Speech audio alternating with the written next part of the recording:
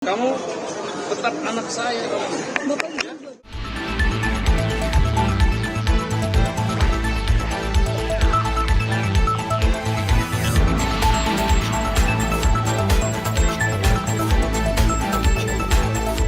Jadi begini, hal yang penting yang paling pokok yang disampaikan oleh semua anggota Komisi 3 DPR, yang pertama masalah kasus TPPO dan kasus BBM. Saya tadi sampaikan pada sidang dan seluruh masyarakat yang apabila ada informasi ini tolong sampaikan kepada kami dan kami akan turun dengan kekuatan yang kami punya dengan apa yang kasus TPPO maupun kasus BBM.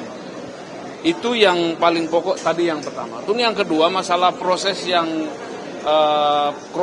sidang disiplin dan kode etik yang dialami oleh anggota saya Ibda Rudi Soik.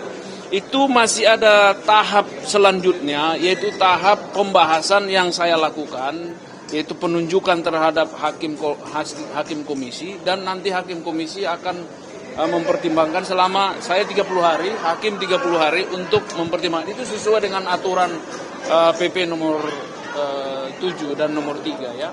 Nanti akan kita lihat bagaimana mereka mempelajari. Tadi saya bilang sama Rudi Soik, itu tergantung sama Rudi Soik. Apakah dia akan diputuskan selanjutnya atau merubah keputusan itu. Mari kita lihat nanti bagaimana sikap selanjutnya yang kita punya. Dia tetap anak saya, dia tetap anak buah saya, dia tetap anggota polisi yang terus harus kita lakukan pembinaan. Dan kalaupun dia memiliki informasi tentang BBM, tentang TPPO, saya ini sebagai atasannya, sebagai bapaknya, silakan laporkan ke saya. Saya akan tanggapi ataupun kita bersama-sama bila perlu.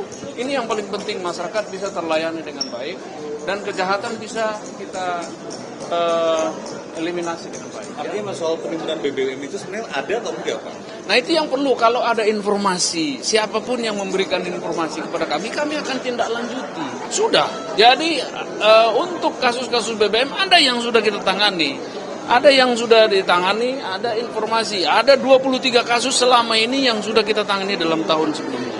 Nah, ada, tapi itu kalau disebut dengan mafia janganlah juga, kasihan juga lah, kan mungkin yang kecil-kecil saja yang kemarin yang ditangani. Tapi kalau misalnya ada informasi yang besar, silakan sampaikan kepada saya. Jadi begini, kan keputusan disiplin itu kan ada hukumannya.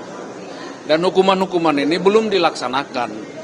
Dan untuk menuju kepada proses-proses selanjutnya, kan hukumannya harus dilaksanakan dulu. Untuk penerapan hukuman ini, kemarin memang sempat dilakukan penjemputan, tetapi beliau tidak mau. Ya kan, maka dilanjutkan sidang yang lain, kan begitu. Nah kalau maksud saya, apa yang saya maksud itu tergantung pada dia. Kalau dia melaksanakan sebenarnya hukuman awal, maka hukuman selanjutnya tidak terjadi. Nah, itu sebenarnya.